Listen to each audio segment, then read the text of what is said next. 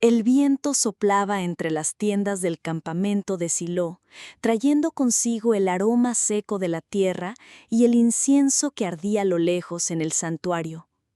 Corría el año 1123 a.C., en una época en que Israel aún no tenía reyes, sino jueces.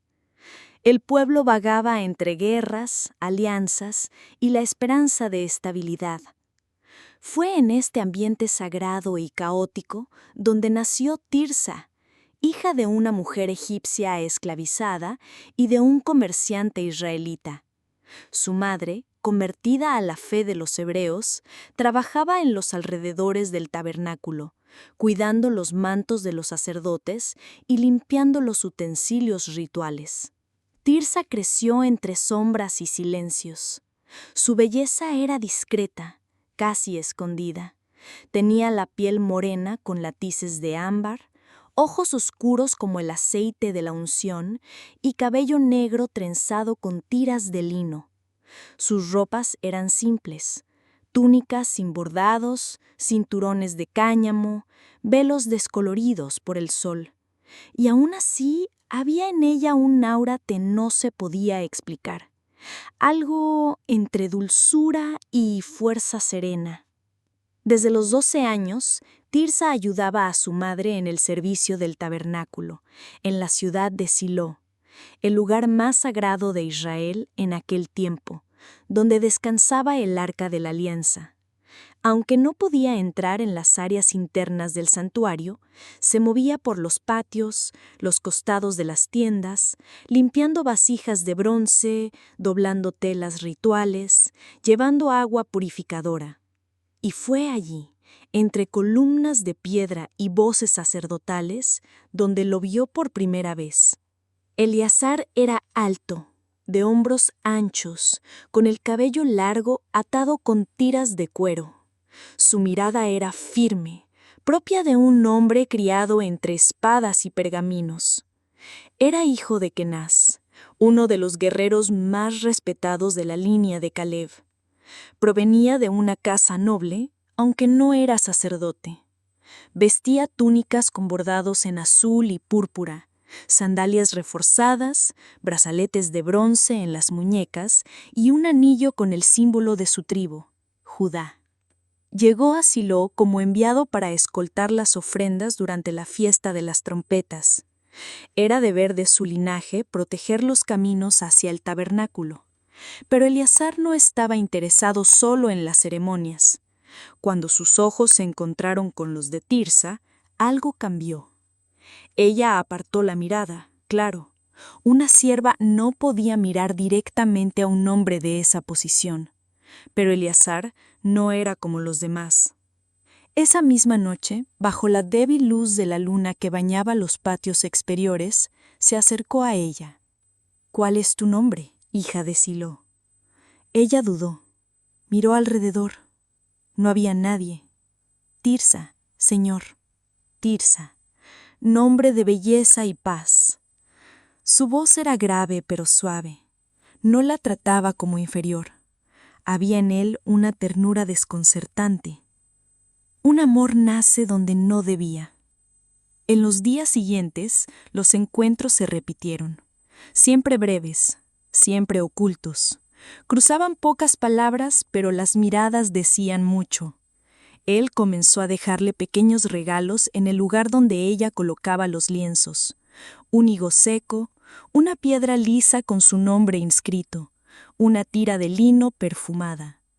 Tirsa luchaba contra sus propios sentimientos. Sabía que una unión entre ellos era imposible. Él era de linaje noble, ella, hija de una sierva. La ley era clara. Un hombre de la tribu de Judá no podía tomar por esposa a una mujer extranjera convertida, a menos que hubiera un decreto especial. Y aún dentro del pueblo hebreo, el matrimonio entre clases era severamente condenado, pero el corazón no obedece la ley. Una tarde calurosa, mientras cambiaba los tejidos del altar, Eleazar la tocó por primera vez. Apenas un roce de sus dedos sobre la mano de ella. Tirsa se congeló. Casi dejó caer el cuenco con aceite. Eres más pura que cualquier sacrificio ofrecido aquí. Esas palabras sellaron su destino. Tirsa comenzó a encontrarse con Eleazar en secreto, dentro de un antiguo almacén usado para guardar leña sagrada. Se veían. No había caricias impuras, solo palabras, miradas, manos entrelazadas. Pero eso bastaba para que ambos se sintieran vivos. Sin embargo, la ciudad era pequeña, y los ojos de Silo, muchos. Elcana, un escriba auxiliar, los vio juntos, y aunque no dijo nada al principio, comenzó a observar a Tirsa con desconfianza. Ella sabía que si los descubrían, podría ser expulsada de la comunidad, o peor, apedreada por transgresión. Y Eleazar sería deshonrado ante su tribu. Aún así, no se detuvieron. Eleazar escribió una carta al sumo sacerdote Elí, pidiendo una audiencia privada. Quería hacer algo impensable, solicitar permiso para tomar a Tirsa como esposa, no como concubina, no como sierva, sino como igual. La respuesta fue brutal. La ley de pureza y honor no se dobla ante los deseos del corazón. Que este asunto no vuelva a ser mencionado, o caerá sobre ti la vergüenza de tu casa. Eleazar rompió la carta, pero guardó el sello. Tirsa lloró esa noche, oculta bajo su velo junto a las jarras de aceite. Su amor era verdadero, pero la estructura que los rodeaba era de piedra. Solo tenían dos opciones: huir al desierto o enterrar ese amor bajo el polvo del tiempo. La noche en Silo estaba extrañamente silenciosa. No se escuchaban los cánticos rituales ni los pasos pesados de los levitas, solo el susurro del viento colándose entre las columnas del tabernáculo. Tirsa sostenía un saco de lino con lo poco que podía llevar, un velo adicional, una vasija de agua y una pequeña porción de harina. Nada más, ni siquiera una prenda que la identificara como sierva del santuario. Era el momento. Ella y Eleazar huirían esa misma noche. Eleazar había sobornado discretamente a un joven conductor de caravanas que transportaba sal entre Silo y Berseba. La ruta era arriesgada. Cruzaba territorio filisteo, pasaba por campamentos beduinos hostiles e incluso bordeaba ruinas consideradas impuras por la ley hebrea. Pero no tenían elección. Si se quedaban, Tirsa moriría. Y si huían hacia el norte, serían encontrados por la milicia de Judá. Se reunieron detrás de los depósitos de madera consagrada, cubiertos por la oscuridad. Eleazar vestía una túnica sin insignias, por primera vez renunciando públicamente a su posición noble, y llevaba una espada envuelta en paño de cabra. No para matar, sino para protegerla a ella. «Si no puedo tenerte en Silo, que sea en el polvo del mundo», murmuró. Tirsa no respondió, solo le tomó la mano.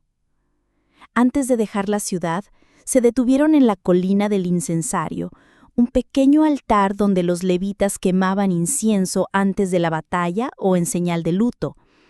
Ahí, en silencio, hicieron una promesa. Con una gota de sangre en la palma de cada uno, se tomaron de las manos y prometieron: «Donde mueras tú, moriré yo. Donde te entierren a ti, allí me entierren también a mí. Que el Dios de Israel sea testigo, y que Él decida si este amor es justo o digno de juicio». Luego quemaron un hilo rojo en el fuego del altar, un antiguo símbolo de los pactos prohibidos. Durante semanas viajaron sin descanso, atravesaron desfiladeros resecos, pozos abandonados y ciudades que temían al nombre de Israel. Se refugiaron en una cueva cerca de Hebrón, en una antigua cantera de piedra donde los obreros filisteos ya no trabajaban. Allí por primera vez estuvieron solos, verdaderamente solos, y fue en esa cueva, sin testigos, sin escritura, sin altar, donde se entregaron a uno al otro. No fue lujuria, fue redención, fue un amor que sangraba por cada frontera rota, un amor que ya no pedía permiso. Irsa, vestida apenas con su manto rasgado, se recostó junto a él sobre pieles de cordero curtidas. Eleazar le besó el cuello con reverencia, como si ella fuera el arca misma. Y cuando la mañana llegó, ya no eran fugitivos, eran uno solo. Pero la paz duró poco. Los rumores llegaron a Judá. Un noble había huido con una sierva, un acto de deshonor que no podía quedar impune. Kenaz, el padre de Eleazar, exigió que su hijo regresara y compareciera ante el consejo tribal.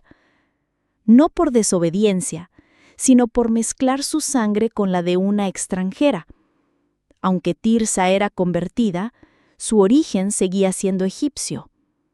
Y eso era imperdonable. Una patrulla fue enviada a Hebrón.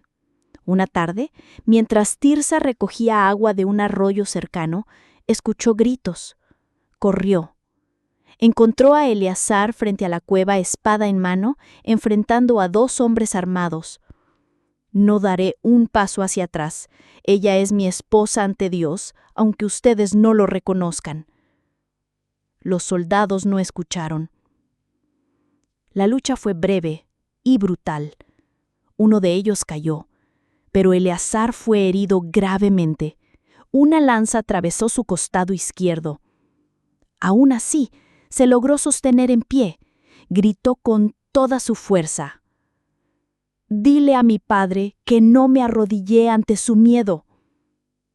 Tirsa lo abrazó mientras él se desangraba sobre sus rodillas.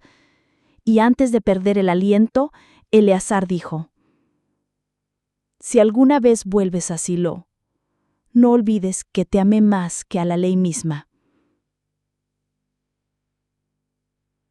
Tirsa enterró a Eleazar en una hendidura de la roca, envolviéndolo en su propio manto. Cantó un salmo en voz baja y luego desapareció. No hay registros históricos de su destino, pero algunas leyendas dicen que vivió entre mujeres samaritanas, enseñando los salmos, curando heridas con aceite y repitiendo una sola oración. El amor verdadero no muere en la ley, muere en los corazones que tienen miedo de desafiarla. Pasaron 3 años. Tirsa ya no era la joven tímida que cargaba agua en los patios del tabernáculo. Su rostro era más delgado, sus ojos más profundos. Vivía entre las colinas de Samaria, donde ofrecía ayuda a mujeres rechazadas por sus familias. Les enseñaba salmos, curaba heridas con aceite y contaba historias en las noches. Hubo una vez un hombre que me amó más que a la ley. Nunca decía su nombre, pero cada noche al mirar el cielo tocaba un hilo rojo atado a su muñeca, el símbolo del pacto sellado junto al fuego del altar. Y entonces ocurrió la noticia que la rompería por dentro. Los filisteos, enemigos constantes de Israel, habían marchado hacia el norte. Enfrentaron a los ejércitos hebreos en Ebenezer. La primera batalla fue un desastre. 4,000 hombres de Israel muertos en un solo día. Los ancianos de Silo, en desesperación, tomaron una decisión fatal: enviar el arca de la alianza al campo de batalla, creyendo que así asegurarían la victoria. El arca, el símbolo más sagrado, la misma que solo el sumo sacerdote podía mirar una vez al año. Fue sacada de Silo como si fuera un simple talismán de guerra.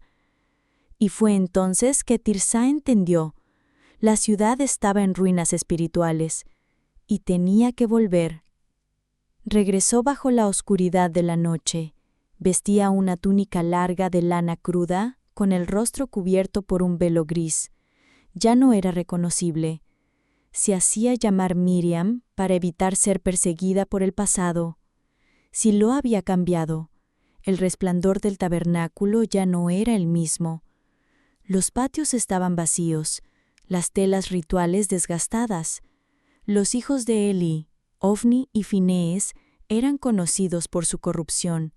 Robaban de las ofrendas, forzaban a mujeres, se burlaban de la ley. Lo sintió al instante. La presencia de Dios se había alejado. La batalla final y la captura del arca. En el segundo enfrentamiento en Ebenezer, los israelitas fueron derrotados de forma catastrófica. 30,000 soldados muertos.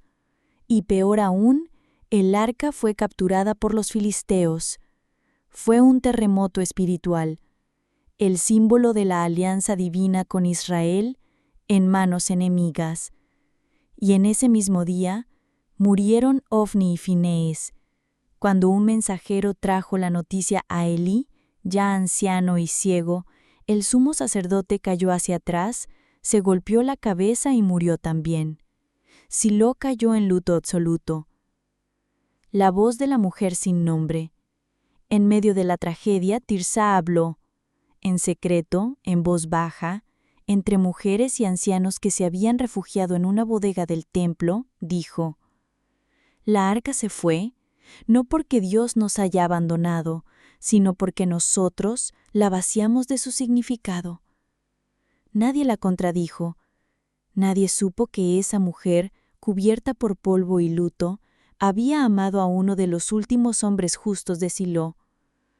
Un anciano preguntó: ¿Eres una profetisa? Ella respondió: No, solo soy una mujer que conoció el amor verdadero y que aún lo guarda en su sangre. Antes de partir, Tirsá fue al lugar donde solía encontrarse con Eleazar, el antiguo almacén de leña sagrada, ahora en ruinas. Allí, entre cenizas, encontró una vasija rota. Dentro, aún estaban secos los restos del hilo rojo que habían quemado juntos. Ella lo recogió, y por última vez cantó un salmo a media voz. Oh Señor, que tu presencia no habite solo en arcas de madera y oro, sino en corazones dispuestos a arder por lo que es justo. Al amanecer, Tirsá dejó Silo. Cruzó el Jordán hacia el este, rumbo a tierras moabitas, disfrazada de viuda. Dicen que pasó por la misma aldea donde años después nacería un joven llamado Samuel. Nadie supo más de ella, pero hubo rumores. En Betel, en Jericó, en las colinas de Judá, se hablaba de una mujer extranjera que curaba con solo tocar, una mujer sin nombre, que predicaba con firmeza y que dormía siempre junto a una piedra marcada con una sola palabra: Eleazar. El tiempo en el exilio fluía sin nombre. Para Tirzá, los días eran solo eco del pasado, las noches, sombra de lo que había perdido. Pero su espíritu seguía intacto. Vivía entre pastores moabitas en una aldea escondida entre colinas de piedra caliza, donde el sol apenas se filtraba al amanecer. Allí cuidaba niños huérfanos, preparaba tinturas con hierbas y susurraba oraciones que los ancianos no entendían, pero que traían paz. Ella ya no respondía al nombre de Tirzá. Ahora todos la llamaban simplemente la mujer del velo rojo. El niño de las lágrimas. Cierta noche, una mujer golpeó la puerta de barro de su choza. Llevaba en brazos a un bebé recién nacido, el rostro pálido, la voz quebrada. No puedo cuidarlo. Su padre murió en batalla. Dijeron que tú sabes criar hijos sin nombre. Tirzá tomó al niño. No preguntó, no juzgó. Cuando lo miró en los ojos, algo dentro de ella se partió. Eran oscuros, idénticos a los de Eleazá. No era su hijo de sangre, pero lo sintió como si fuera. Le llamó Netanel, que significa don de Dios. Años más tarde, mientras limpiaba un antiguo cofre que una anciana samaritana le había regalado, encontró algo inesperado. Un pequeño rollo de papiro, cuidadosamente envuelto, con un símbolo tribal que reconoció de inmediato: el sello de Judá. Dentro había una carta. Si esta carta llega a tus manos, sabrás que nunca te dejé. Mi padre rechazó mi amor por ti, pero ocultó una verdad. Yo ya te había dado mi bendición secreta. En caso de mi muerte, mis bienes y nombres serán heredados por cualquier varón que tú reconozcas como hijo. Lo firmo como esposo ante Dios. Eleazar, hijo de Kenaz. Tirzá se arrodilló. El pergamino temblaba en sus manos. Netanel no solo era su hijo del corazón, ahora era también heredero legal de Eleazar. Aconsejada por una profetisa local, Tirzá decidió regresar a Judá, no por venganza, sino por justicia. Netanel ya tenía 12 años. Era fuerte, sabio, respetuoso. Llevaba en su cuello una piedra lisa con el nombre de Eleazar grabado a fuego. Llegaron a Betel en plena festividad. Los ancianos de la tribu se reunían para elegir nuevos capitanes, y fue allí que Tirzá, aún cubierta por su velo rojo, se presentó. Tengo un legado que entregar, una carta sellada, un nombre perdido que debe ser restaurado. Los escribas dudaron, los ancianos resumuñaron, pero el sello era verdadero. Netanel fue llamado ante el concilio. ¿Quién eres, niño? Él levantó la cabeza. Soy hijo de una mujer sin marido, pero no sin honor. Soy heredero del hombre que murió por su verdad. Mi nombre es Netanel ben Eleazar. Los ancianos guardaron silencio. Uno de ellos, un primo lejano de Kenaz, se levantó. El linaje no solo se transmite por sangre, sino por sacrificio. Y en ese día, Netanel fue inscrito en los registros de Judá. Su nombre fue restaurado, su linaje reconocido, el honor de Eleazar, vengado. La sierva convertida en matriarca. Tirzá no pidió tierras, ni oro, ni casa. Solo pidió que su hijo pudiera crecer en paz, y que cuando ella muriera fuera enterrada junto a las colinas donde Eleazar había caído. El pueblo lo aceptó, y desde ese día en las aldeas de Judá comenzó a circular una nueva historia. Una sierva de Silo desafió la ley y dio origen a una nueva casa de honor. Los años pasaron como granos de arena en el viento. Tirzá, ya anciana, caminaba despacio entre olivos silvestres. Sus pasos eran lindos, pero su mente, afilada como siempre. Netanel, ya un joven adulto, se había convertido en escriba del templo, respetado, sabio, temido por algunos. Pero había algo que muchos ignoraban. Su historia no comenzó en nobleza, sino en rebeldía. El último deseo. Tirzá sintió que su hora se acercaba.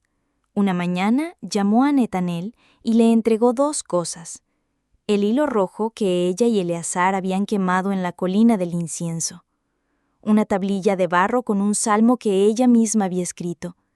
No hay sacrificio más puro que el amor dispuesto a morir. Hijo, le dijo, cuando yo parta, entiérrame en el mismo lugar donde tu padre entregó su sangre. No quiero mármol, solo tierra, solo verdad. Él no discutió, solo lloró.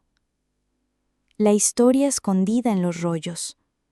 Años después de su muerte, Netanel escribió una crónica en papiro, sellada con barro cocido y escondida en una tinaja bajo un árbol de sicómoro. En ella contaba toda la verdad, que Tirzá había sido una sierva, que Eleazar murió por ella, que el amor de ambos desafiara la ley, pero no a Dios, porque el amor verdadero no contradice la voluntad divina, la revela, cuando todos los demás la han olvidado. Ese papiro no fue descubierto por siglos, hasta que en el siglo XX arqueólogos encontraron una tinaja en ruinas cerca de Hebrón.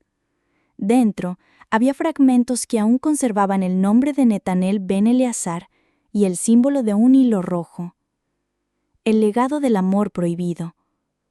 La historia de Tirzá y Eleazar no está en la Biblia, pero puede estar en todo lo que ella no dice, en los silencios entre versículos, en las sombras detrás del tabernáculo, en las vidas de aquellos que vivieron y murieron lejos de los grandes nombres, pero más cerca del corazón de Dios. La verdad que trasciende. Esta historia no es solo sobre amor, es sobre coraje, sobre dignidad, sobre una mujer que fue ignorada por su sangre, pero recordada por su fidelidad. Es sobre un hombre que renunció al prestigio para abrazar un amor que lo inmortalizó. Y es sobre un hijo que al honrar ese amor, rompió la maldición de generaciones. Y ahora, ¿quién es Tiesa? Tirsa eres tú. Cada vez que amas en silencio, cada vez que eliges lo correcto aunque sea peligroso, cada vez que no te resignas al lugar que el mundo te impone, cada vez que tu fe te lleva a romper cadenas invisibles, porque a veces las historias más sagradas no están en los libros, sino en los corazones dispuestos a recordar. Y así, cuando alguien pregunte, ¿quién fue Tirsa?, que puedas responder, fue una sierva sin título, una mujer sin linaje, pero cuyo amor fue tan fuerte que aún resuena en las piedras del desierto, porque el amor verdadero no necesita permiso para existir.